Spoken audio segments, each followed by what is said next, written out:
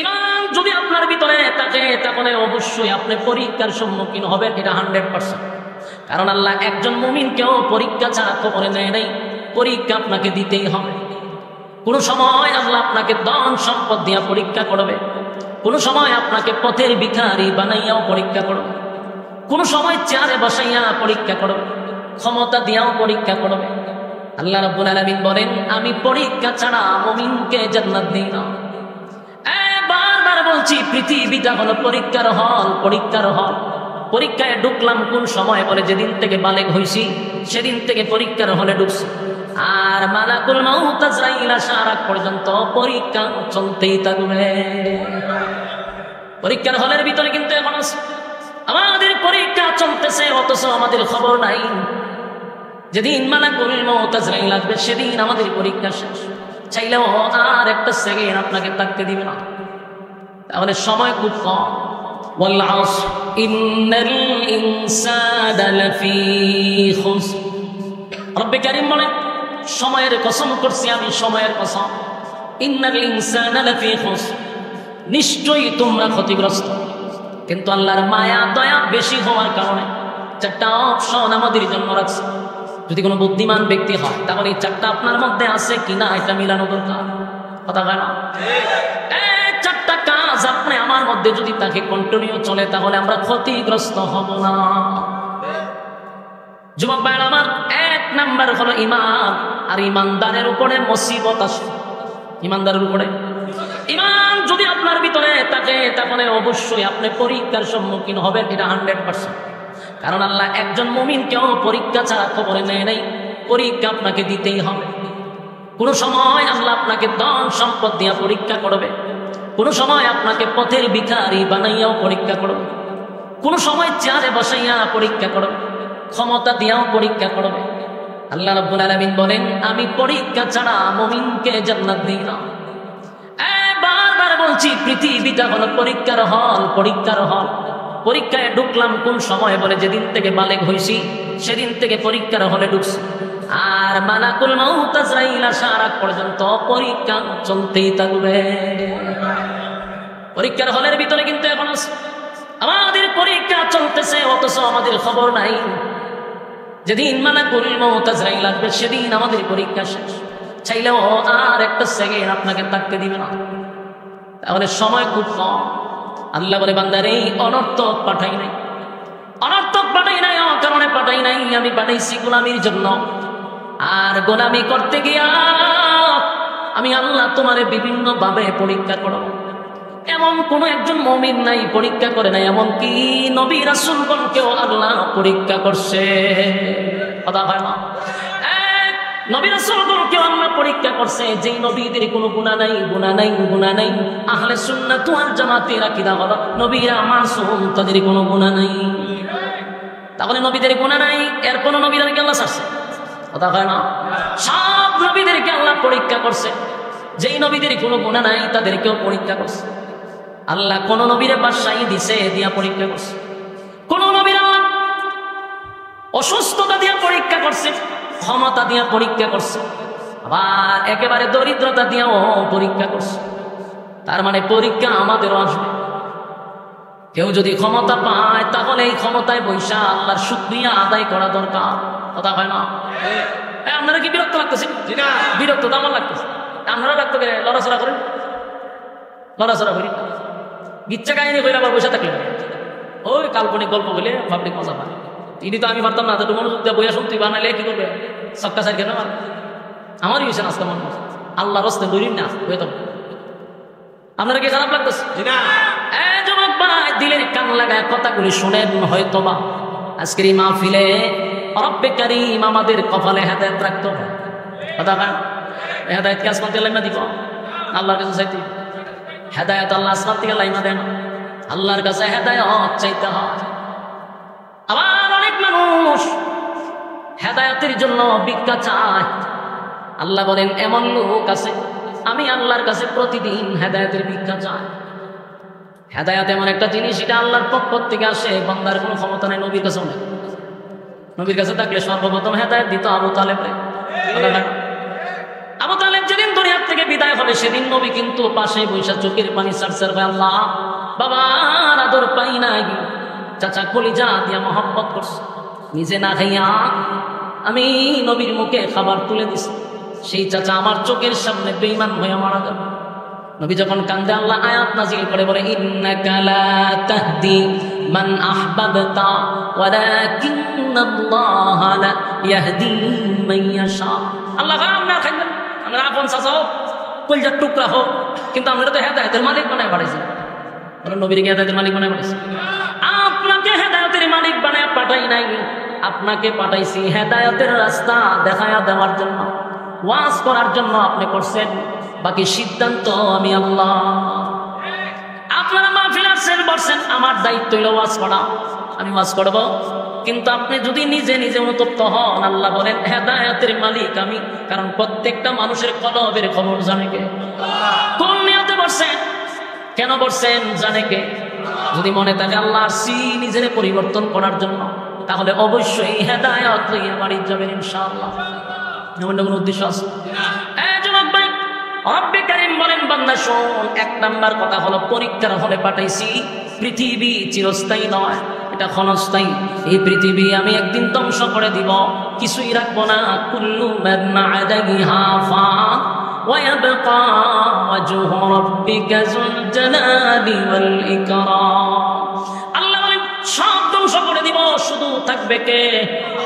আল্লাহ বলেন ইযা যুলজিলাতিল আরদু জিলজালাহা ওয়া আখরাজাতিল আরদু আসফালাহা। যুবক ভাইরা, পৃথিবী একদিন ধ্বংস হবে, এর মধ্যে কোনো সন্দেহ নেই, সব ধ্বংস করে দিবে। আল্লাহ বলেন কিছু সময়ের জন্য আমি সাজাইছি, প্রয়োজন শেষ ইসরাফিল আলাইহিস সালামের মাধ্যমে প্রথম সিংহায় ফুঁক দিলেই জমিনের মধ্যে আমি কম্পন সৃষ্টি করাবো, সব ধ্বংস করব। সূর্য ভেঙ্গে ভেঙ্গে জমিনে পড়বে, তারকা গুলি ছুটে পড়ে যাবে, সব ধ্বংস হয়ে যাবে রে। আল্লাহ বলেন শুধু না তাই না, আরশ বহনকারী ফেরেশতাদেরকে আমি শেষ করে ফেলবো, সমস্ত ফেরেশতাদেরকে শেষ করে দিব। এমনকি ইসরাফিলও শেষ, মিকাইলও শেষ, আজরাইল শেষ, জিবরাইল শেষ, তারাও শেষ। সব যখন শেষ হবে বাকি থাকবে কে? সেদিন আল্লাহ থাকবে একা, সব ধ্বংস, কেউ নাই। সেদিন আল্লাহ বলবেন লিমানিল মুলকুল ইয়াউম। আল্লাহ ডাক দিয়ে বলেন পৃথিবীর রাজা বাদশারা তোমরা কোথায়? আজকে তোমরা দাফট দেখাও। পৃথিবীর জমিনে কিছু সময়ের জন্য পাঠাইছিলাম, 16 বছরের রাজত্ব পাইয়া কত মানুষের উপরে নির্যাতন নিপীড়ন চালাইছ, নিষ্পাপ মানুষগুলারে বছরের পর বছর আয়না করে বন্দি রাখছ, সেই অধিকার নষ্ট করছো, বাক স্বাধীনতা নষ্ট করছ। একটা দুইটা নয়, কত শিশুদেরকে এতিম করা হয়েছে, কত নারীদেরকে বিধবা করা হয়েছে, পাখির মতো কুকুর বিড়ালের মতো মানুষকে গুলি করা মারা হয়েছে। আল্লাহ বলেন এই রাজত্ব বেশি দিনের জন্য দেয় নাই, কয়েক বছর, কিন্তু এত নিকৃষ্ট এত নির্মম ভাবে অত্যাচার করছে। আল্লাহ কয় আজকে তোরা কোথায়? আমার সামনে দাঁড়ায় কথা কয়। সেদিন দাঁড়াইব কেউ?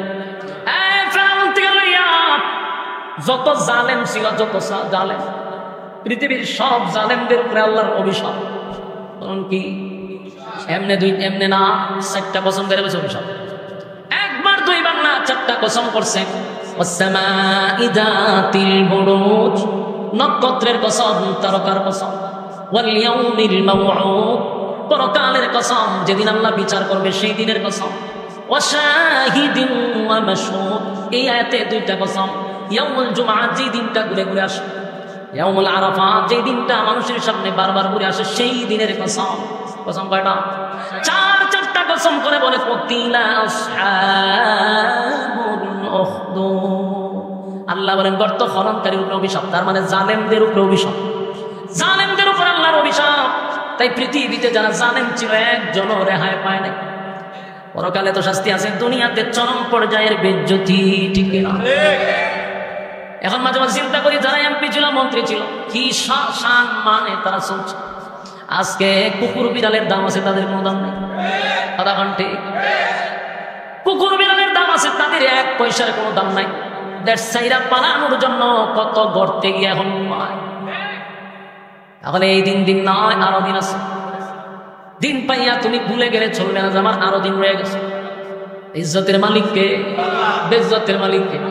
আল্লাহ বলেন ইজ্জত আমি দেই দিয়া তোর চেয়ারে বসাইছি, ক্ষমতা পাইয়া তুই অপব্যবহার করছিস।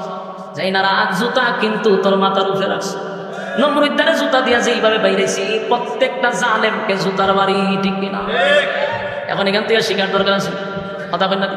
নমরুদ্দারের যারা শিক্ষা গ্রহণ করে নাই তারাও পরবর্তীতে জুতার বাড়ি খাইছে। আর এখন 16 বছরের রাজত্ব থেকেও যারা শিখতে পারে নাই, 30 সালেও তাদের কপালে জুতার বাড়ি আছে। যেন শিখতে হবে, শিক্ষা গ্রহণ করার দরকার আছে না নাই? যুবক ভাই, ক্ষমতা দিয়ে আল্লাহ পরীক্ষা করে। হাসরের মাঠে আপনি বলবেন যে আল্লাহ আমি নামাজ পড়তে পারি নাই, আপনার হুকুম পালন করতে পারি নাই, নবীর তরিকা অনুযায়ী চলতে পারি না, কারণ আমি তো এমপি আসলাম, আমি তো মন্ত্রী ছিলাম, আমি তো প্রধানমন্ত্রী ছিলাম, আমার ব্যস্ততা বেশি ছিল। আল্লাহ হয় খুব বেশি বলে হয়। আল্লাহ হয় সুলাইমান কোথায় আছে? সুলাইমান আলাইহিস সালামকে সামনে দাঁড় করায় বলবে আমার সুলাইমানের চেয়েও বেশি কি তুই ব্যস্ত আছিস?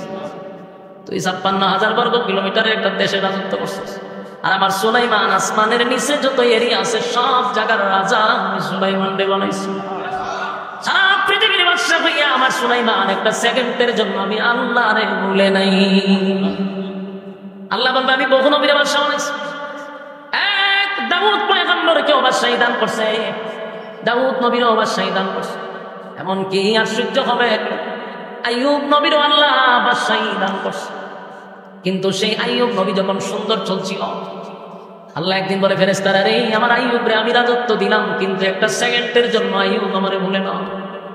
শুনতে শয়তানটা আল্লাহ তো দেখছি সুখে থাকলে তা মানুষ বলবো কেমন না, আরামাইসা রাখছে এর লিগে আপনারা বলেন একটু কষ্টে ফেলায় দেন আমরা বলে। আল্লাহ বলেন আমার আইয়ুব কোনোদিন আমারে বলবে না। শয়তান হয়তো একটু পরীক্ষা করেন, আমার একটু ক্ষমতা দেন। আল্লাহ দিল শয়তানের ক্ষমতা, যে না ক্ষমতা দিলাম তো পরীক্ষা হবে। শয়তান না ক্ষমতা পাইয়া সর্বপ্রথম আইয়ুব নবীর যত উট ছিল, উটের বিশাল একটা ফার্মের মতো মনে করেন, যেখানে বিশাল উট ছিল, এই উট গিয়ে সব বাতাস দিয়ে মারি গেছে। কি বাতাস আছে, সব উট জায়গা করে গেছে। উট দেখার জন্য কর্মচারী ছিল, তারা দৌড়াইয়া পয়গম্বরের কাছে গিয়া বলে পয়গম্বর কেমনে বলি এত বড় মুসিবত আসবে জানতাম না। তর করে কাঁপতেছে। আইয়ুব নবী জিগায় কাঁপো না হুজুর, সব উট একসাথে মারা গেছে। আইয়ুব নবী মুস্কি হাসি দিয়া বলে আল্লাহর মাল আল্লাহ নিচে আমার কি করার আছে? সুবহানাল্লাহ।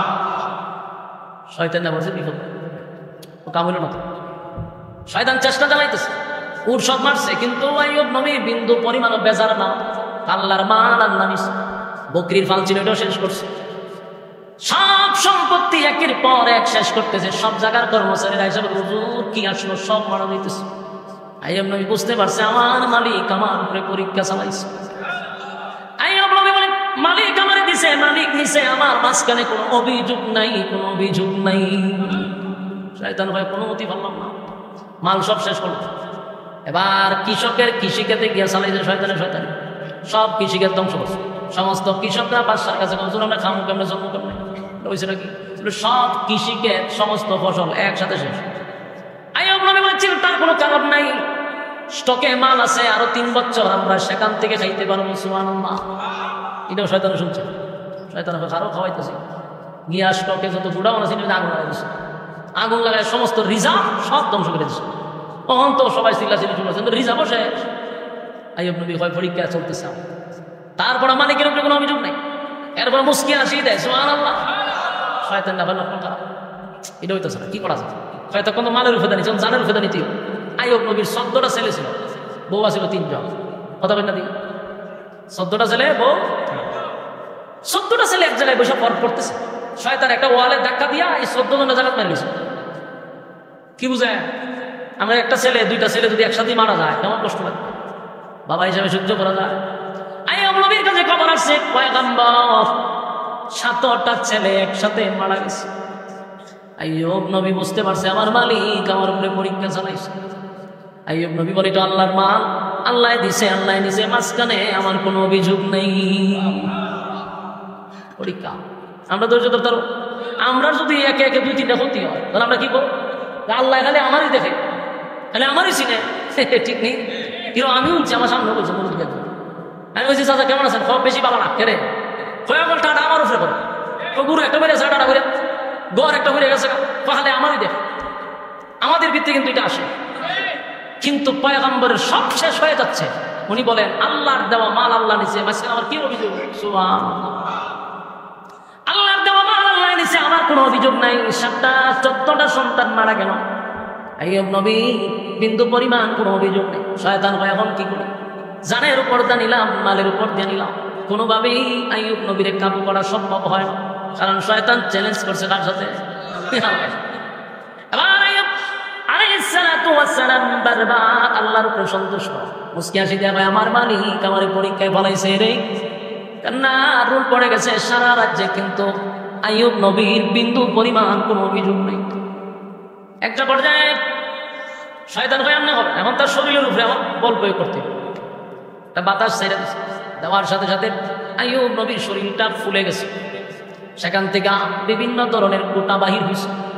হ্যাঁ, বড় বড় গোটা বাহিরছে, এখান থেকে পুষ বাহির হইতেছে, শরীরের মধ্যে একটা দুর্গন্ধ সৃষ্টি হয়েছে, পুষ বাহিরতেছে। 3টা বিবি ছিল, তো 2জনই দুর্গন্ধের কারণে ছেড়ে দেখেছে। কথা বুঝতেছে? পয়গম্বরের বউ, মনে রাখেন আপনি আমার বউ তো বহুত দূরে, একটু দুর্গন্ধের কারণে 2 বিবি, এটা আমাদের সম্ভব না, বাকি রিজু করল। এই জন্য আপনাদেরকেও বলি, ভালোবাসা কতদিন, যতদিন আপনি কামাই করে খাওয়াইবেন, ততদিন শরীর ভালো। খাওয়াটা ভাইকে 1 মাস করে দেন বিস্তার, বউ এখন তোমার চেহারা দিকে থাকতাম, বাস্তব না বাস্তব, এটা না হলে ভালোবাসা। যতদিন আপনার কামাই আছে, রোজগার আছে, আপনার ভাই আপনার জন্য ভালো, বাবা ভালো, মা ভালো, বোন ভালো, আত্মীয় স্বজন ভালো, দিবেন বালা, দিবেন না তখন দেখবেন সব শত্রু পুলিশ। এর একটাই কষ্ট, দেয় না কেরে খামাই করবো বেটা বিদেশ, আর তোমার দিতে বলেছে দেয় না বেটা ভালো না। দুনিয়ার ভালোবাসা তো এরকম কথা বলে না। বউ কিন্তু আছে রামসার, তখন স্বামী অসুস্থ হইলে পড়ে, কামাই রোজগার নাই, তখন অন্যদিকে জানালা খুলে রাখে, উড়াল দেওয়ার জন্য। আইয়ুব নবীর 2টা বউ চলে গেছে, শেষে বাকি রয়েছে একজন। এই বউ সাধারণ কোনো বংশের না, এই জন্য আল্লাহ রাসূল বলেন বিবাহ করার আগে বংশ দিককে বিয়া করা। কেন বলছে? এটারও কাহিনী আছে, শুনেন কেন বংশ দিককে বিয়া করা। যে বউ আইয়ুব নবীর সাথে ছিল, এই বউর পরিচয় হলো ইউসুফ আলাইহিস সালাতু ওয়াস সালামের ছেলের ঘরের মেয়ে। কার মেয়ে চিন্তা করছে? ইউসুফ নবীর ছেলের ঘরে, মানে ইউসুফ নবীর নাতনি। ভালো বুঝতেছে? তাহলে বংশটা দেখছে, নবী বংশ সেখান থেকে আসছে। এই জন্য শেষ পর্যন্ত আইয়ুব নবীর সাথে বিবি রহিমা ছিল।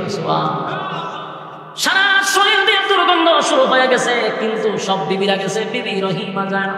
আইয়ুব নবী বলে, রহিমা গো, প্রচন্ড দুর্গন্ধ, মানুষ আমার কাছে আসে, তুমি যাও, তুমি নিজের মতো চলো, আমার সঙ্গে থাকার দরকার নেই।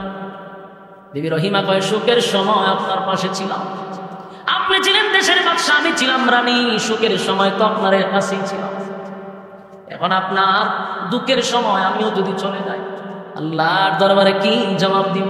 সুবহানাল্লাহ। আইয়ুব নবী যখন দুর্গন্ধ বেড়ে গেল, গ্রামের মানুষরা বলা বলি করতে লাগলো, আইয়ুব রে গ্রামে রাখতে দিব না। কথা বুঝতেছেন? উনি দেশের কি ছিল? বাদশা ছিল। এখন গ্রামের মানুষ বাদশারে আর এলাকায় থাকতে দেয়, কারণ দুর্গন্ধ। আর শয়তান কি করছে জানেন? সারা গ্রামে ছড়াইছে যে আইয়ুবের যে রোগ হয়েছে, এটা যদি বাতাস তোমরা শুনলে লাগে তো তোমরা রইল। এই কথা বইয়া গ্রামের মানুষটা দিছে কাপাইয়া। গ্রামের মানুষ রাখতে এসে গায়ে, রহিমা তোমার স্বামীকে নিয়ে তুমি গ্রাম থেকে বাহির হয়ে যাও, আর যদি তুমি না যাও তোমার স্বামীকে জিন্দা খবর দিয়ে দিব। নাও, এখানেই শেষ না, রহিমারে কয় তোমার সঙ্গে খারাপ আচরণ করতে বাধ্য হবো। নাও, মনিরম পরিস্থিতি শুনলে মহিলা মানুষ, স্বামী তো অসুস্থ, পিছা তুলে রয়েছে, শরীর পছন্দ করছে, দুর্গন্ধ। মহিলা মানুষ যত অসুস্থ হোক, একটা পুরুষ রুখলে কাঁদে লো, এটা কি সাধারণ কথা? গ্রামের মানুষ কেউ আইয়ুব নবীর পাশে আসে না, গ্রামেও থাকতে দেয় না, কিন্তু মহিলা রহিমা কোনোভাবেই স্বামী নিয়ে যাইব সুযোগ। কিন্তু গ্রামের মানুষ এমন হুমকি দিছে, এখন গ্রাম ছাড়তে। রাত্রের বেলা স্বামীর একটা চাদরে জড়াইয়া 2 রাত কাঁদে নিছে, কিন্তু উনি ছিল রানী। রানী কি শান শৌকতে থাকছে, হ্যাঁ? এই রানী এখন স্বামীরে কাঁদে নিছে, নিয়ে আস্তে আস্তে একটু একটু করে আগাইতেছে সব। এই গ্রাম ছেড়ে আরেক গ্রামে গেছে, সেখানে মানুষ থাকতে দেয় না। শেষে আইয়ুব নবী লইয়া জঙ্গলে চলে গেছে, জঙ্গলে যেখানে মানুষ বসবাস করে না, সেখানে গিয়ে রাত্রি যাপন করতে লাগলো। কিন্তু পেটে তো খিদা লাগে, কথা কই না দি, উপর দিয়া রূপ, কিন্তু পেটে খিদা আসেনি, পেটে প্রচন্ড খিদা। এখন রহিমার কাছে যা ছিল এটা তো সপ্তাহ 10 দিন চলছে, এখন টেয়া পাইব, খাওয়াইব কি? রানী ছিল, শেষে স্বামীর খেদমতের জন্য, স্বামীর ফেডের কিদা নিবারণ করার জন্য মানুষের বাড়ি বাড়ি গেছে কাজ করার লেগে। বাদশার বলছিল, বাদশার বল, এলাকার মা বোন যদি ওয়াজগুলা শুনতেছেন তাহলে কিছু শিখার আছে আপনাদের। স্বামীর খালি সুখের সময় থাকবেন, দুঃখের সময় থাকবেন না। কথা বলেন, এরই কথা বলেন, পেটে এরই হয় না তো পেটে দেখি না। খালি কি সুখের সময় থাকতো আমার পাশে, দুঃখের সময় থাকতো? স্বামীর এক সময় ইনকাম আছে, এক সময় নাই। স্বামীর ছেড়ে দেওয়া, বিবি রহিমার থেকে শিক্ষা গ্রহণ করো। সারা শরীর পছন্দ আছে কিন্তু সবাই ছেড়ে দিল বাদশার বউ। আর রহিমা কিন্তু সাধারণ কোনো মহিলা ছিল না। কার মেয়ে? ইউসুফ নবীর ছেলের মেয়ে, মানে না। কেমন সুন্দর হইব! হ্যাঁ, সুন্দরের বর্ণনা শুনলে তো আমরা আশ্চর্য যাবো। ইউসুফ নবীর আল্লাহ পৃথিবীর অর্ধেক সুন্দর দিয়ে দিয়েছে। সেই নবীর ছেলের যদি মেয়ে হয় কেমন সুন্দর হবে! সুবহানাল্লাহ। এমন মহিলা হইয়াও স্বামীর খেদমত করার জন্য মানুষের দ্বারে দ্বারে গেছে কাজ করে। কয়েকদিন মানুষের বাড়ি বাড়ি কাজ করছে, যা টাকা পাইছে তা দিয়ে খাবার সংগ্রহ করছে।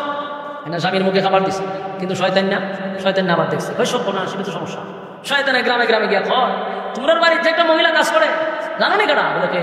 ওই আইয়ুব নবীর বউ। আইয়ুব নবীর যে রূপ, সারাদিনই কেন থাকে? তোমরা তো সারা এলাকায় রূপ ছড়াইব, দিছে নি ফেসলা গায়ে শয়তান না। এখন তো গ্রামে আর কাজও দেয় না। শয়তানের এই বক্তব্য কারণে গ্রামের মানুষ আর রহিমারে কাজেই নেয়। একটা দুইটা দিন নয়, 18 বছর এই রোগে আক্রান্ত।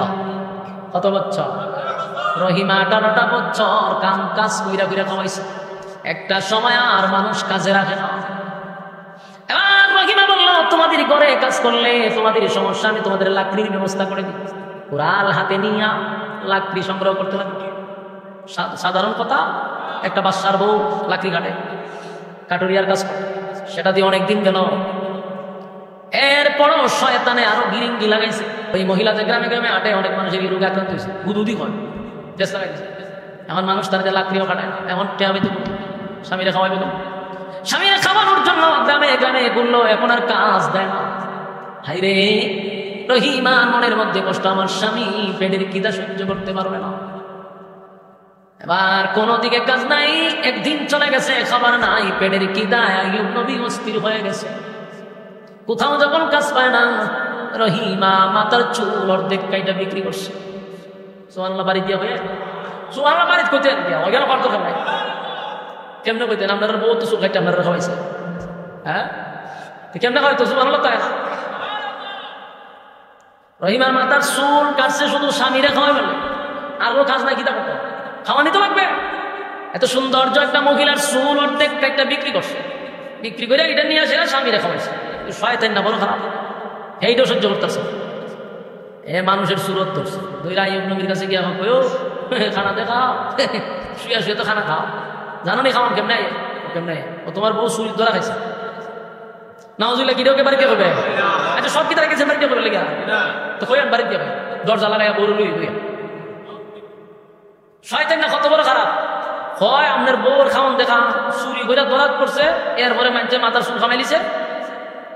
আপনি তো বিশ্বাস করেন না, আমার বউর মাথাটা একটু দেখেন, লাগছে নি ফেস আইয়ুব নবী সব কোনা। আমি তো কই খাবো চুরির খাবার যদি আমার খাওয়াইতে আমার জীবন শেষ। আইয়ুব নবী খুব গেছে শিখতে।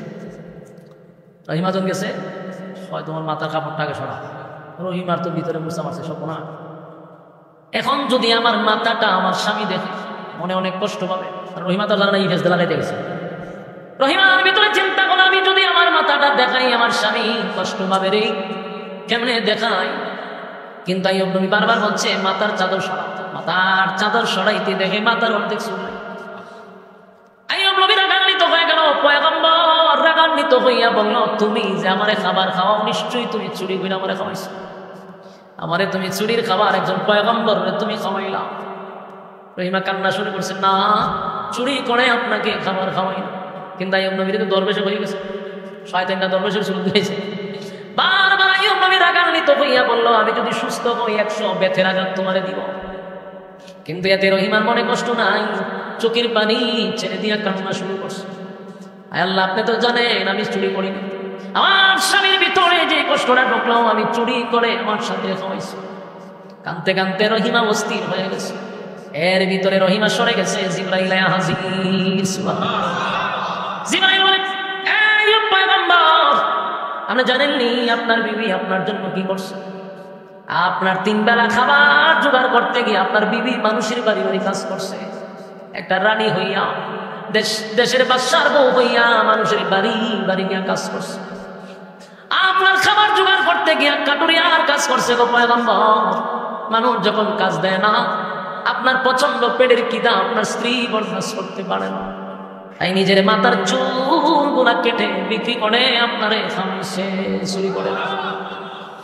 আপনাকে শুই না, চোখের পানি ছেড়ে দিয়া কান্দার ভয়, হায় রে আমার রহিমা আমার জন্য এতটুকু কষ্ট করলো। স্বামীর জন্য কত মহব্বত আর ভালোবাসা, যেই নবীর কাছে গ্রামের কেউ আসতে পারে না দুর্গন্ধের কারণে। শুধু দুর্গন্ধ নয়, কিরা পোকে সারাটা শরীর একেবারে জাজরা করে ফেলছে। কামড়াইতে কামড়াইতে সারা শরীরে কিরা, সারা শরীরে কিরা। একদিন 2 দিন নয়, 18টা বছর আইয়ুব নবীর আল্লাহ পরীক্ষা করছে। একদিন 2 দিন না, কয়দিন পারবেন? একটা কিরা পোক যদি আঙ্গুলের সিপাই যদি কামড়ায় কি কষ্ট হইব, আর সারা শরীর কামড়াইছে। একটা সময় আইয়ুব পয়গম্বর সারাটা শরীর ওনার কামড়াইতে কামড়াইতে একেবারে শেষ, মাংস শুকিয়ে গেছে। এরপরে উনি আল্লাহর প্রতি অসন্তুষ্ট নয় গো, আল্লাহর প্রতি অসন্তুষ্ট না। এইভাবে যখন চলতেছিল, কিছুদিন পরে কিরা পোকা উনি কামড়াইতে কামড়াইতে এসে এখন মুখে ধরছে, মুখের টুটে কামড়ায়। একটা পর্যায়ে জিহ্বাতে কামড় শুরু করছে। আইয়ুব আলাইহিস সালাতু ওয়াস সালাম জিহ্বাতে যখন কামড় দেওয়া শুরু করছে, এবার আইয়ুব নবী একটা চিৎকার দিয়া বলে, মালিক আমার রাজত্ব শেষ, পথের ভিখারি হয়ে গেলাম, আমার 7টা সন্তান চলে গেল, কোনো অভিযোগ আপনি মালিকের উপরে আমি করি নাই, আপনার দেওয়া মাল আপনি নিছেন, আমার কোনো অভিযোগ নাই, আমার সন্তানগুলি মারা গেছে, আমার কোনো অভিযোগ নেই, আমার সারা শরীর 18 বছর ধরে কিরায় কামড়ায়, আমার কোনো অভিযোগ নাই। কিন্তু মালিক আজকে আমি বাধ্য হইয়া আপনার দরবার অভিযোগ করতেছি, আমার সারা শরীর আপনি মাটির সঙ্গে মিশায়া দেন, কোনো অভিযোগ আপনার প্রতি আমার নাই গো। কিন্তু আমার জিহ্বাটা আপনি হেফাজত করেন, কারণ এই জিহ্বা দিয়া আপনি মালিক রে আমি ডাকি। আল্লাহ আমার শরীরে যখন কিরায় কামড় দেয়, সারাটা শরীর বিষাক্ত হয়ে গেছে, আমি যত কষ্টই হোক, আমি যখন আপনি মালিকের নাম জিহ্বা দিয়ে আল্লাহ আমি আল্লাহ আল্লাহ বলতে থাকি, আপনার নামটা মধুর সুরে বলি, পিছনের সারা শরীর যে কিরায় কামড়া আমার কোনো খবর নাই। আপনার নামের মধু এত মজা, আপনার নামের নামে এত মজা, এত মজা, আমার শরীরে কিরায় কামড়ায়, আমার কষ্ট নাই, অভিযোগ নাই, কিন্তু আমার জিহ্বাটা হেফাজত করেন।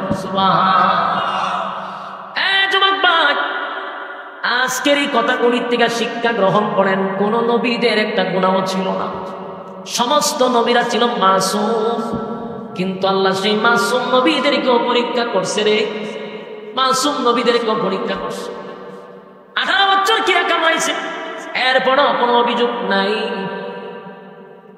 এরপরে যখন জিহ্বায় কামড় দেয়, আল্লাহর কাছে বলে মালিক জিহ্বার হেফাজত কর।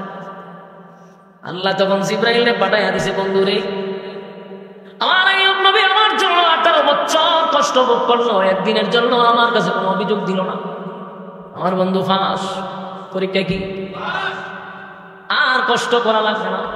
জিবরাইল হয়তো সামনে পানি আছে, ডুব দেন, পানির মধ্যে যে ডুব দিছে ওইটা দাঁড়ায় দেয়, আগের থেকে আরো সুন্দর, ওই আগের রূপ ফিরাইছে, সুনাম দেহের অধিকারী, চেহারার থেকে নূর চমকাইতেছে, সুন্দর হয়ে গেছে, একটা ফুকও নাই, আগের থেকে আরো সুন্দর।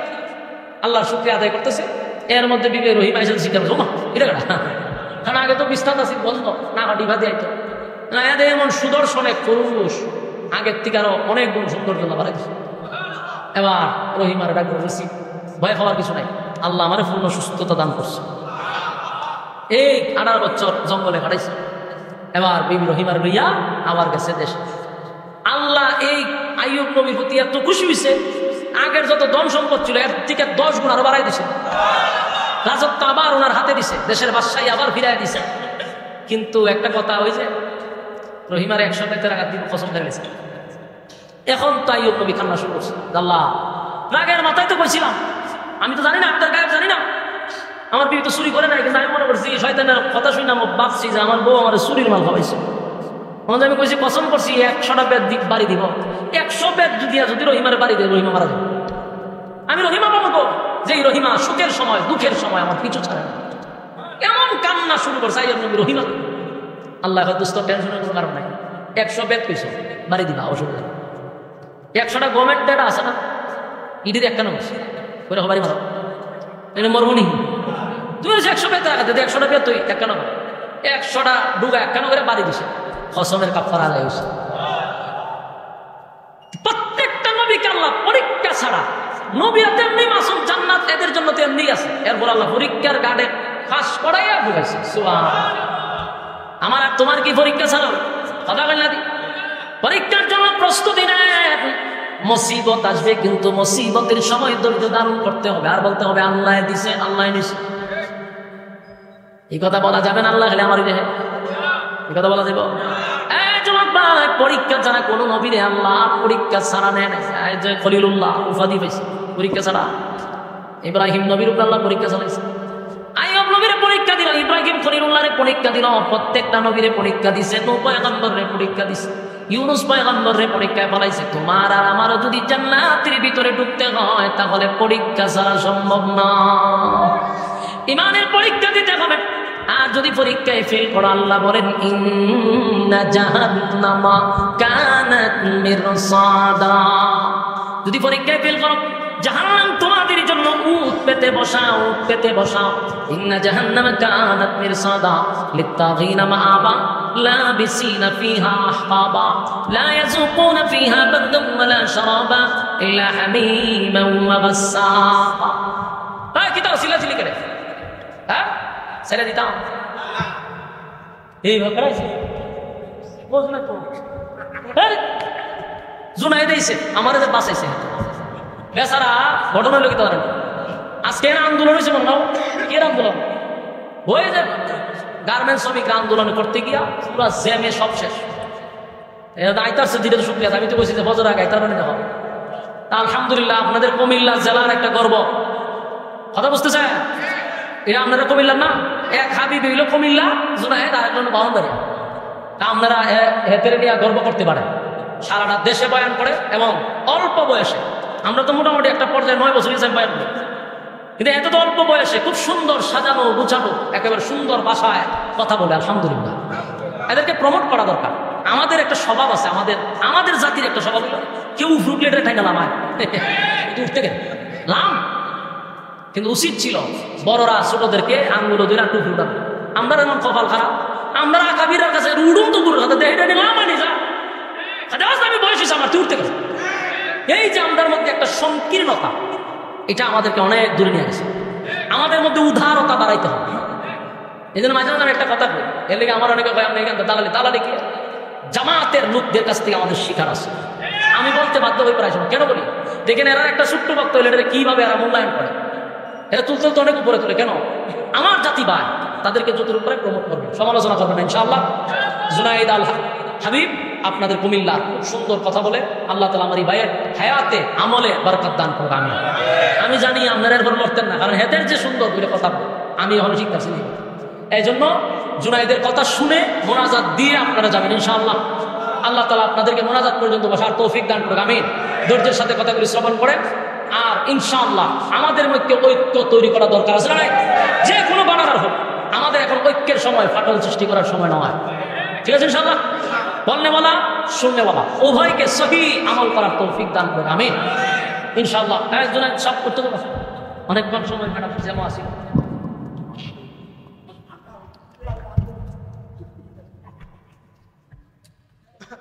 মদিনা মদিনা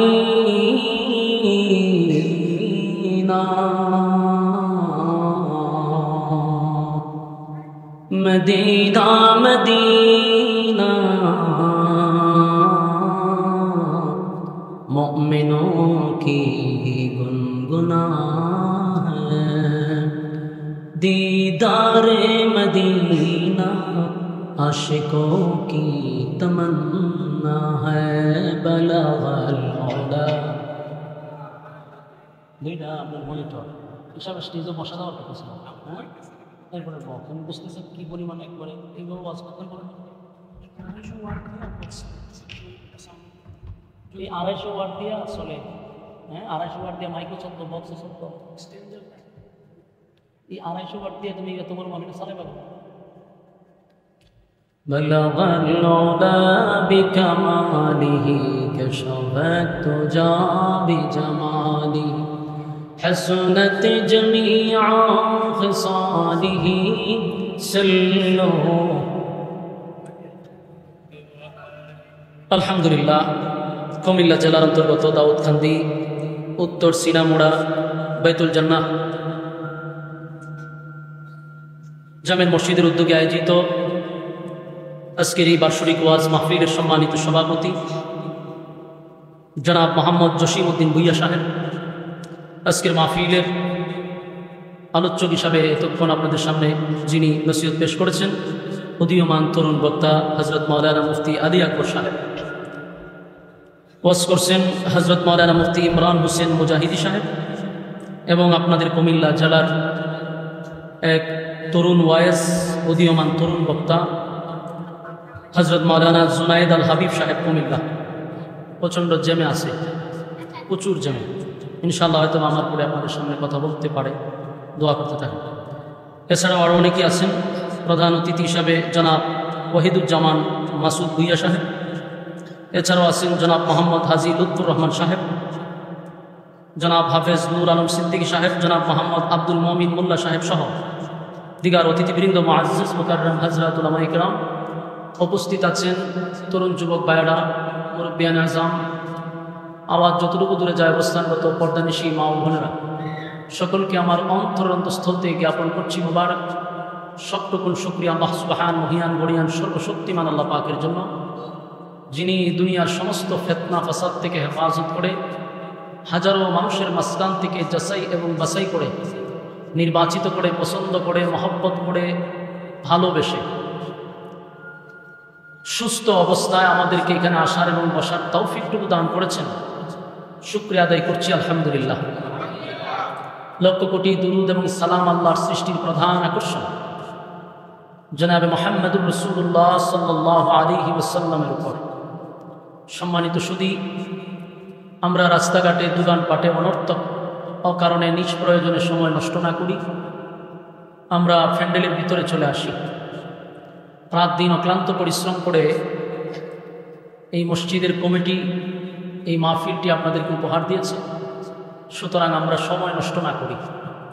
হায়াত যদি থাকে, মানে আগামীকালকে পর্যন্ত যদি বেঁচে থাকি, তাহলে কিন্তু গল্প করার সময় আছে, রাস্তায় আড্ডা মারারও কিন্তু আমাদের কাছে সময় আছে যদি বেঁচে থাকি। কিন্তু আগামীকালকে বাচ্চা থাকলেও এই মাহফিলটাতে কি বসা সম্ভব? তাহলে বুদ্ধিমান ওই ব্যক্তি যে রাস্তাঘাটে গল্প না করে প্যান্ডেলে চলে আসা। একটা মাহফিলের পিছনে কমিটির অক্লান্ত পরিশ্রম থাকে। মাহফিলটা কেন করানো হলো, কেন আয়োজন করলো, এর দুই একটা উদ্দেশ্যের মধ্যে একটা উদ্দেশ্য হলো এলাকার মানুষ যেন দিন বুঝে, দিন শিখে। এই জন্য দূর দূরান্ত থেকে ওলামায়ে কেরামদেরকে ইনভাইট করা হয়। আপনাদের জন্যই তারা আয়োজন করছে না। আপনারা যদি রাস্তাঘাটে সময় নষ্ট করেন, তাহলে যারা মাহফিলটা করেছে আর অত্যন্ত ব্যথিত মর্মাহত। মেহেরবানি করে আমরা প্যান্ডেলে চলে আসি। আর এই প্যান্ডেলটার ভিতরে যতক্ষণ বসা থাকবেন, গুনাহ না হওয়াটাই সম্ভব। প্যান্ডেলের বাহিরে গেলে গুনাহ হওয়াটা সম্ভব। তাই গুনাহমুক্ত এক পরিবেশে আল্লাহ আমাদেরকে বসার সুযোগ করে দিয়েছেন, এটা আমাদের জন্য এক নিয়ামত। আর আল্লাহ রাসূল বলেন, নাযালাত আলাইহিমুস সাকিনা, দ্বীনি মজলিসে যতক্ষণ বসা থাকবেন ততক্ষণ উপর থেকে সাকিনা রহমত নাজিল হবে। আমরা এলাকাতে সুবহানাল্লাহ আসেনি? কোন সময় কেউ মারা গেলে আমার তো কইতে উপর থেকে সাকিনা রহমত নাজিল হইব, সুবহানাল্লাহ আসেনি? মাইক লইয়া কথা বলার একটা অভ্যাসে পরিণত হয়ে গেছে। তো তার কপালও বলে এখানে কিরামান কাতিবিন, তো না আমি কিছু কইতে পারতেছি না সইতে পারতেছি, কারণ এখানের একটা অংশ আবার আমাদের কিরামান কাতিবিনটা ছেড়ে দিবে। এই ভয়ে আমি চুপ আছি। না হয় তারা জিগাইতাম যে এত বড় প্যান্ডেলটাতে 250 ওয়াটের মেশিন দিয়ে কীভাবে চলে। শুধু হিসাবটা নিলে কিন্তু তার সব হিসাব আমি পেয়ে নিতাম।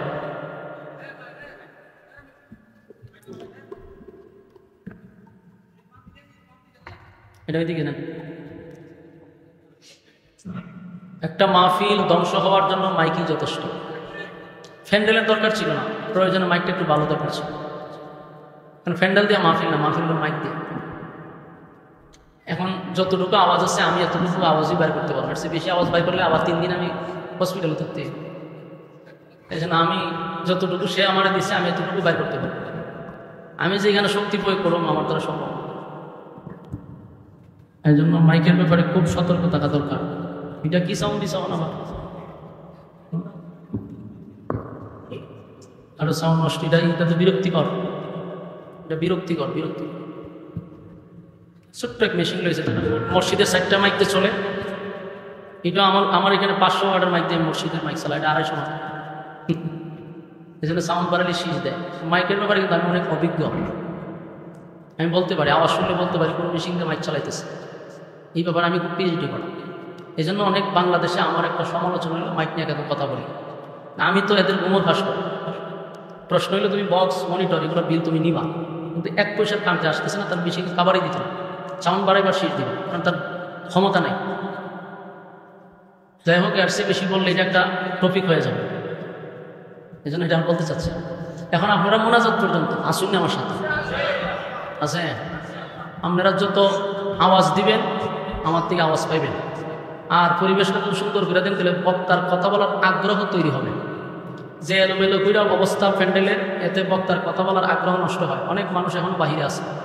বিনয়ের সাথে বলবো আপনারা প্যান্ডেলে চলে আসুন, কথা বলার একটা সুযোগ করে দেন। মোনাজাত পর্যন্ত আসেননি ওয়াদা করে আমার বলে হুজুর মোনাজাত পর্যন্ত হাত তুলেন। হ্যাঁ, হাত তুলেন না, লক্ষণ তো খারাপ হয়েছে। কারণ এখনো 20-30 জন হাত তুলে নাই, বুঝছেন? লক্ষণ খারাপ মানে মোনাজাত পর্যন্ত থাকতে রাজি না। বসেন।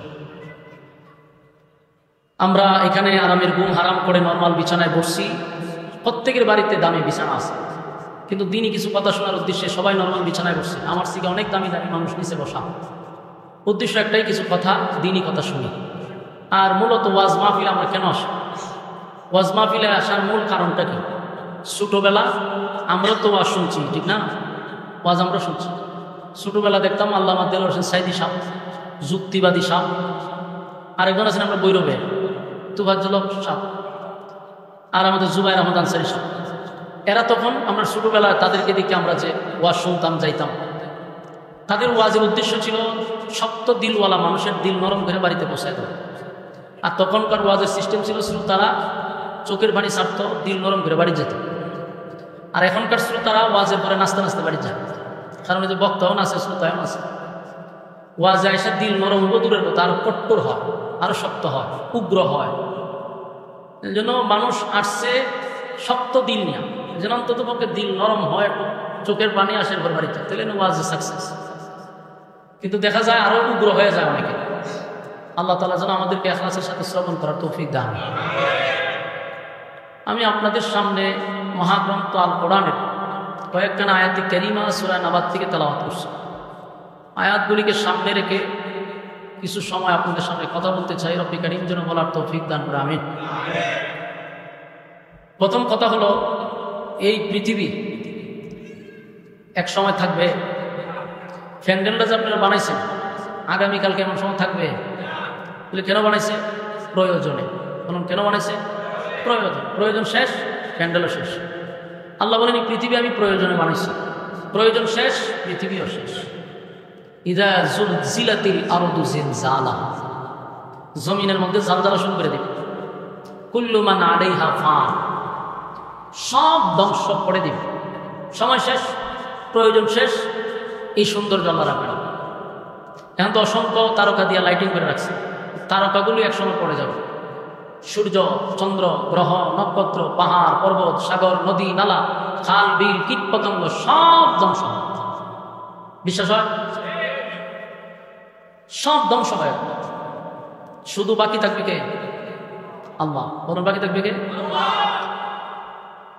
আর বাকি সব ধ্বংস। তাহলে প্রশ্ন হলো, আমরা আল্লাহ এখানে কেন পাঠাই? ঠিক না? আমরা পৃথিবীতে একসময় ছিলাম, কথা বল। আল্লাহ রস্তে আমার সাথে একটু হ্যাঁ না টিকবে ঠিকটা বললেন।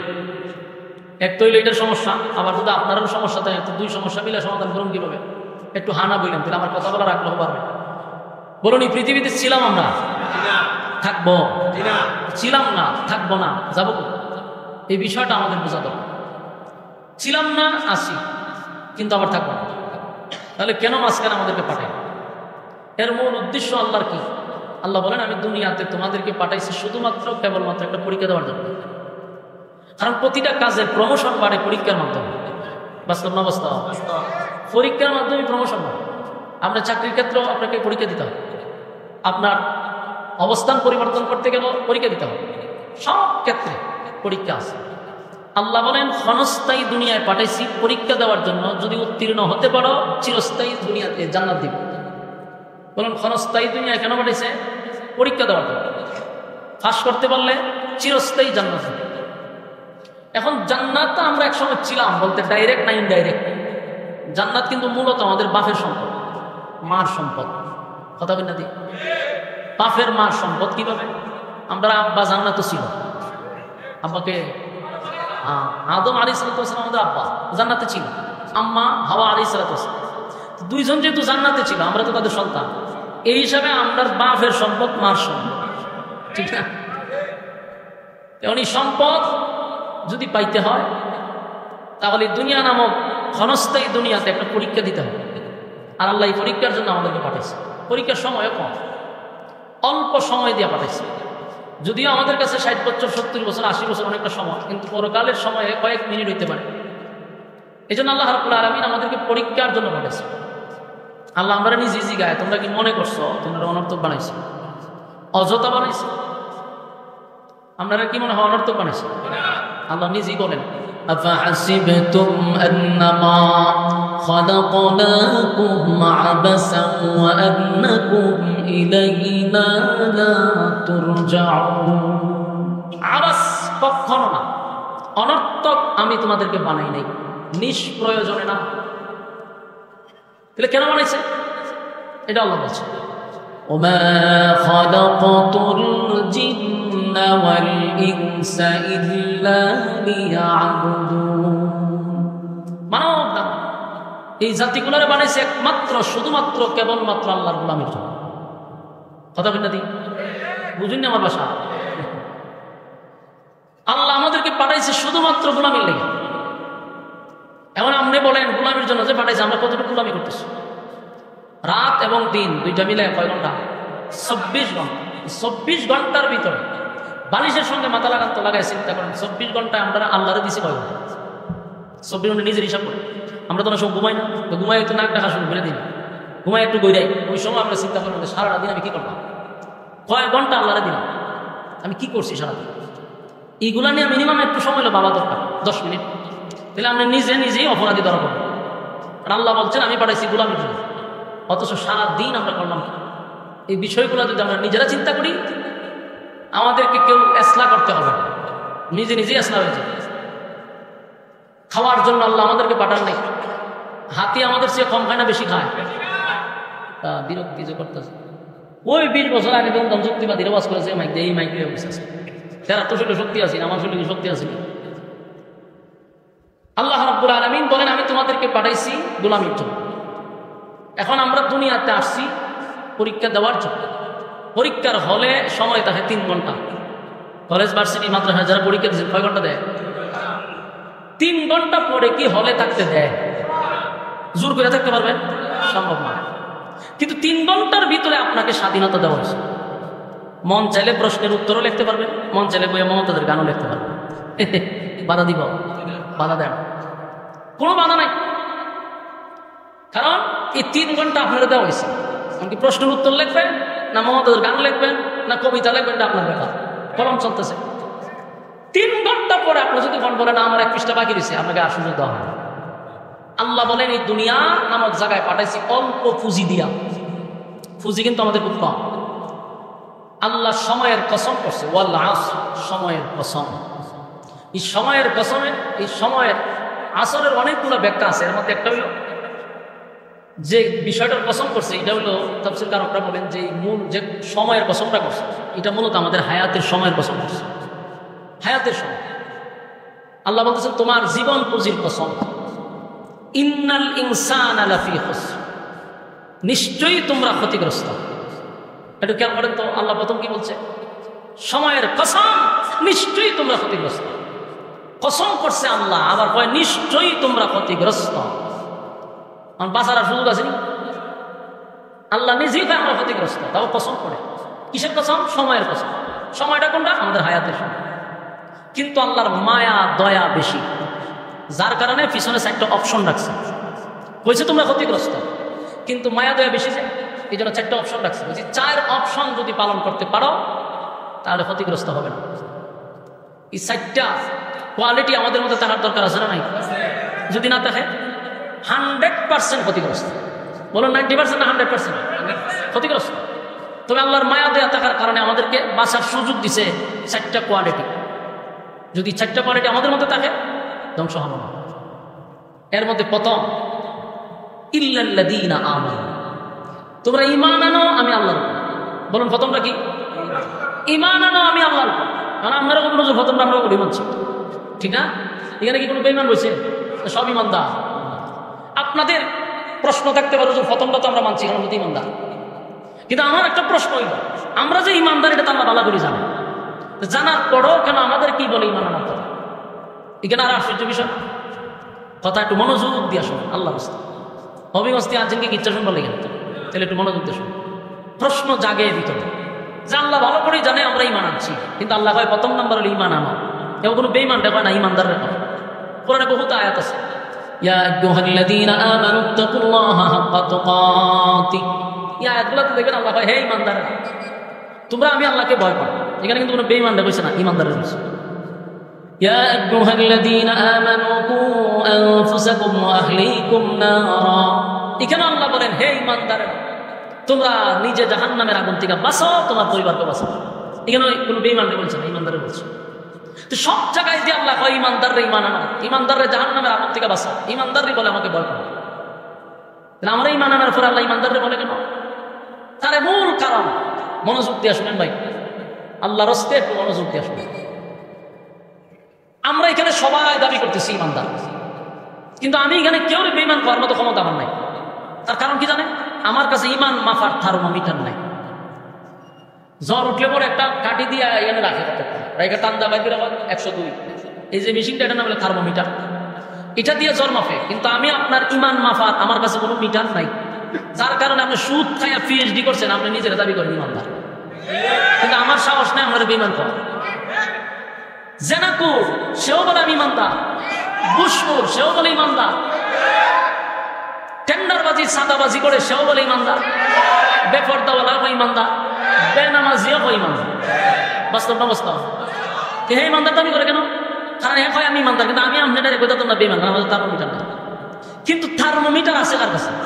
হ্যাঁ, আল্লাহ জানে যে আমরা ঈমানের কোটা জিরো। এই জন্য প্রত্যেক আয়াতে ইয়া আইয়ুহাল্লাযীনা আমানু, হে ঈমানদার, ঈমান আনো ঈমানদারের বলে, জাহান্নাম থেকে বাঁচার কথা ঈমানদারের বলে। কিন্তু আমি আপনি দেখতেছি আমরা ঈমান আনছি, আল্লাহ জানে যে আমরা ঈমানের কোটা জিরো। এই জন্য আমরা ইঙ্গিত দিতেছি। যেমন একটা এক্সাম্পল দিয়ে বুঝতে সুবিধা হবে, অনেক কোনো স্টেজে আমার একটা মোবাইল আছে, আমি দেখছি মোবাইলটা কিনেছি, কিন্তু আমি বলতে পারতেছি না, তার সিস্টেমের কারণে বলা যায় না।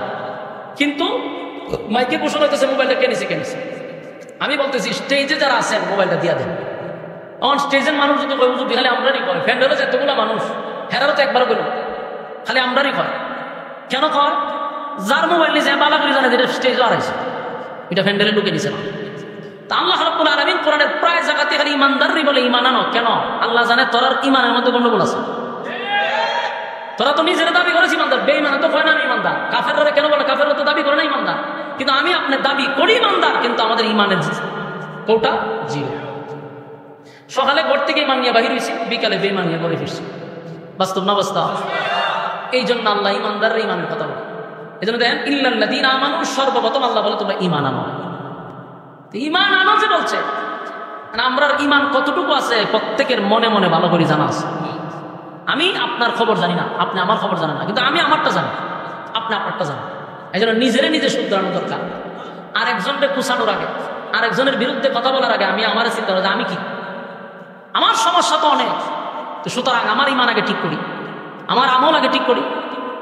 আগে নিজে বাঁচাও, এরপরে পরিবার বাঁচাও। কথা হয় না? আল্লাহ রাব্বুল আলামিন বলেন অনর্থক আমি তোমাদেরকে বানাইছি। এই অল্প পুঁজি দিয়া দুনিয়ায় পাঠাইছি, সীমিত পুঁজি। কিন্তু এরপরে আয়াত আল্লাহ বলেন ইল্লাল্লাযীনা আমানু এরপর ওয়া আমিলুস সালিহাত। 2 নাম্বার হলো তোমরা নেক আমল করো। বলুন 2 নাম্বার কি? নেক আমল। এখন যে আপনারা ফ্যান্ডেলের ভিতরে বসা আছেন, এটা নেক আমলের একটা মজলিসে বসে। তাহলে আল্লাহ 2 নাম্বারই বলে ঈমানের পরে নেক আমল। আর নেক আমলটা হলো ওই যে হায়াত হলো পুঁজি, আর আমলটা হলো আমাদের জন্য মুনাফা। কথা বুঝি না? আল্লাহ আমাদের পুঁজি হলো হায়াত, আর নেক আমলটা হলো আমাদের মুনাফা। মানে পুঁজি কম কিন্তু আমাদের মুনাফা অসীম দরকার, প্রচুর মুনাফা দরকার, কিন্তু পুঁজি কিন্তু খুব কম। আর এই পুঁজি যদি একবার শেষ হয়, দ্বিতীয়বার পুঁজি দিয়ে ব্যবসা দিতে হবে রেখে। বলুন পুঁজি শেষ হলে আর দিব আমরা পুঁজি যে আপনি আবার ব্যবসা করেন? আর এখন অল্প পুঁজি দিয়ে পাঠাইছে ব্যবসা করে। ব্যবসা কি? বলে পুঁজি হলো আমার হায়াত, আর ব্যবসা হলো মুনাফা, ওই যে নেক আমল। এটা তুমি প্রচুর মুনাফা দরকার। 2 নাম্বার আল্লাহ বলছে নেক আমল। 3 নাম্বার আল্লাহ রাব্বুল আলামিন বলে ওয়া আমিলুস সালিহাত ওয়া তাওয়াসাউ বিল হক। এখানে একটা বিষয় হলো 3 নাম্বারে যে কথা আনছিল হলো সর্বদা সব সময় হক কথা বলতে হবে। কথা হয় না? হক কথা কি হুজুরি কইতো না, পাবলিকও হওয়ার দরকার। আমরা দেশের একটা মাইন্ডসেট আপ হয়ে গেছে, যে কোনো বিষয় হলে ইমাম সাহেব নাহলে বক্তা। মুসলমান ইমানদার হলে আমি দাবি করি না, আপনিও করেন, আপনিও করেন, তো হক কথা আপনি করবেন না কেন? কোয়ালিটি কটা হয়েছে? বলছি আল্লাহ বলছে কোয়ালিটি 4টা, নাহলে ধ্বংস। তাহলে এর মধ্যে 3 নাম্বার কি? হক কথা। কয়জনের কথা? আপনার গ্রামে একজনে বিয়া বাড়িতে ঢোল বাজাইতেছে, বক্স লাগায় ডান্স না পাকলো, ডান্স শুনতেছে। আপনি নিজে শুনে এলেন, মসজিদে আইছেন নামাজ পড়তে। আপনি এই মন সাহেবের হুজুর আগামীকালকে জুম্মা ফাড়ায় ঘুরাই নেবেন বলে কিতা পাঠাইতাম হয়ে যান। এবার বাড়িতে বিয়া বাজনা শুরু করছে, এটা জুম্মাতে একটু কয়ে দিয়ে ইমাম সাহেব যে কইতো এই কথাটা তো তোমার দায়িত্ব ছিল বলা। এই হক কথাটা কি ইমাম সাহেবই কইতো? তার দায়িত্ব ছিল। হ্যাঁ, ইমাম সাহেবের উপরে বারবার দিয়ে কিটা উপহার করছে না, ক্ষতি করছে? ক্ষতি করছে, ইমাম সাহেব চাকরি দেবো না। কারণ ইমাম সাহেব যদি কয় যে আপনার বাড়িতে গান বাজতেছিলাম, যে বেটার বাড়িতে গান বাজনা বাজতেছে এগুলো মসজিদের সভাপতি। ইমাম সাহেব যদি এ বেটার বিরুদ্ধে কথা হয়, ইমাম সাহেব চাকরি শেষ। সব হক কথা ইমাম সাহেবের উপরে ছেড়ে দিয়ে। আর আপনার গ্রামের মানুষ আপনি যদি বিরোধিতা করতেন, আপনারা তো গ্রাম থেকে বের করতে হতো। এটাকে বলা হয় হক কথা বলতে হবে। আপনি সারাদিন তসবিহ করতেছেন, সুবহানাল্লাহ সুবহানাল্লাহ, সারাদিন তসবিহ। মক্কা থেকে এসে তো হাজি সাহেব সারা জীবন আকাম প্রোগ্রামের PhD করছে, আর মক্কা গিয়ে নাম পালাইছে হাজি। আগের হাজি কিন্তু ঠিকই আছে, কিন্তু এখন হাতে লেছে তসবিহ আর একটা তুমি মাথা দেওয়ার মসজিদে খুব দৌড়াদৌড়ি, সুবহানাল্লাহ সুবহানাল্লাহ, সারাদিনে সুবহানাল্লাহ, বাস্তব না বাস্তব? সারাদিন সুবহানাল্লাহ সুবহানাল্লাহ। আমি আপনারা দেবিদ্যার থানাতে চাকরি করছি, এখন কইতে পারতেছি, কারণ হইল সৈরাসান নাই তো। এখানে একজন তাপসীর লোক ছিল, এর বয়ে এই থানার কোনো আলেমরা কথা বলতাম পড়াই, এত জুলুম হে করতো মানুষের। তো হে এত জুলুম করতো, বিচার আসারে ধুম শেখাইতো, আর মানুষের উপর অন্যায়ভাবে জুলুম করতো, কারণ একটা ক্যাডার বাহিনী আছে। তো কিভাবে জানে? একটা পর্যায়ে বয়স হয়েছে তো গেছে হস করতো, বলে মিলেটের হজে পাঠাইছে, হস্তি গায়া দিয়ে মাথার টুপি, পালা কথা টুপি দিছে, ঠিক আছে, কিন্তু হন্তি তসবি তসবি ফরে, ঠিক আছে, কিন্তু ফরার সিস্টেম না শুনেন। তসবি একটা আদর, আমি শুধু ফটো লইয়া রাখি, আমার বড় তসবি আছে মনে করি, কিন্তু আমার যদি আল্লাহকে খুশি করার জন্য ফরা লাগে, তাহলে ফটোর ভিতরে হাত দিয়ে তো আমি চালাইতে পারি। অনেকটা বাইক করে গেল, একটা যেমনে কইতাছি ঠিক এরকম ভাবে, ওয়াল্লাহি আল্লাহর জাতের কসম, যেভাবে কইতাছি এইভাবে এখানে দিয়ে রাখি, সুবহানাল্লাহ সুবহানাল্লাহ, আলাদিন তা আমরা কয়েকজন সামনে করে আগে তো ডাইরেক্ট বাটপারি সিটারি করতাম, তো নেক্সট হতে দোকান দিতেছে মানুষটা, মানে যে লেবাসটা করছে এখন এইটা হলো নেক্সট হতে দোকান তসবিটা গানে বলে সুবহানাল্লাহ। আর ইসু আল্লাহর ফাঁকা দিয়ে যত আগাম কাম আছে ইসু আল্লাহর ভিতরে ঢুকাইতেছে। একজন গতকালকে বিচারে গেছিলাম, ওই কোনো খবর টবর দিনে সুবহানাল্লাহ সুবহানাল্লাহ, পরের সপ্তাহে কিন্তু বিচারটা শেষ করতে সুবহানাল্লাহ সুবহানাল্লাহ সুবহানাল্লাহ, এই ফরতাজার কইতাছে। এরপর আমার নাতিরে পাইছে, হ্যাঁ সুবহানাল্লাহ, তোর বাপ কই সুবহানাল্লাহ সুবহানাল্লাহ, বাজারটা খোঁজ করে লইতো সুবহানাল্লাহ সুবহানাল্লাহ, আমার এনতে কথা বলেছে দোকান গিয়া হয় সুবহানাল্লাহ সুবহানাল্লাহ, একটা সিনি ছাড়া সাথে সুবহানাল্লাহ সুবহানাল্লাহ, এই সব চলতেছে সুবহানাল্লাহ দিতে। আর লাস্টে গিয়ে তখন ওই তসবির আঘাত একটা ইয়ে থাকে না, এটার দ্বারা যায় গেছে 100 সুবহানাল্লাহ। কিন্তু এই যে সুবহানাল্লাহ ফাঁকা দিয়া যে কতটা ঢুকাইছে, এটি শুদ্ধ 100 হয়ে গেছে, এটি হয় অতি 32 লোক। এই লোকগুলা দেখবেন মক্কা গিয়া নাম পালাইছে হাজি, দেশ হয় যেই ফাঁসি ফাঁসি। তুমি খালি নামাজ হয় তসবিহ তোমার জান্নাত নিব, হক কথা বলা দরকার আছে। রাস্তা দিয়ে গান বাজাই মানুষ, তুই বেটাকে বাধা দে, বলে এখানে গান বাজা চলবে না, বিয়ে একটা পবিত্র জিনিস তুই হারাম দিয়ে শুরু করছো, তো তোর কপালে শান্তি বোধ না, এই মানুষটা তোরাই। আমি যে কথাটি বলতে চাইছিল 3 নম্বরে হক কথা। হক কথা খালি এটা না, আরো কিছু আছে। আমরা দেশে সমস্যা হলো কি আল্লাহ রাসূল বলে গেছে প্রথম তুমি প্রতিবাদ করো হাত দিয়া, না পারলে মুখ দিয়া, না পারলে অন্তর দিয়া ঘৃণা করো। এই 3 নাম্বারটা সবাই বাচ্চা নিছে। এখন কিছু হইলে সেপালে দেখো রাস্তা খুললাস, এটার সাথে মানুষও চলে যায়। জিজ্ঞাসা অন্তর দিয়ে ঘৃণা করে, অথচ তার হাতের শক্তি আছে, তার মুখের শক্তি আছে, কিন্তু সে কি করতেছে? অন্তর দিয়ে ঘৃণা করতে হইতে পারবে না। এই সমস্ত বর্ণামি সারা দরকার। প্রতিবাদ হাতে হোক মুখে হোক চলতে হবে। কারণ নাম্বার কত? 3 নাম্বার। 3 নাম্বার হলো হক কথা বলতে হবে। 4 নাম্বার কথা সবিস সবর। 4 নাম্বার হলো ধৈর্য ধারণ করা, সবর করা। এখন সবর বলতে কি বলতেন? ইসলামের ক্ষেত্রে, দিনের ক্ষেত্রে মেজাজ গরম করা যাবে না, ঠান্ডা মাথায় কাজ। এর জন্য ইসলাম ধর্মের দিকে যারা মাইরা ফিটটা তারা ইসলাম ধর্ম গ্রহণ করে দেবে। দিনের কাজ মাইরা ফিটটা হয় না, ঠান্ডা মেজাজ লাগবে, ধৈর্য। কথা বল ঠিক? আল্লাহ বলে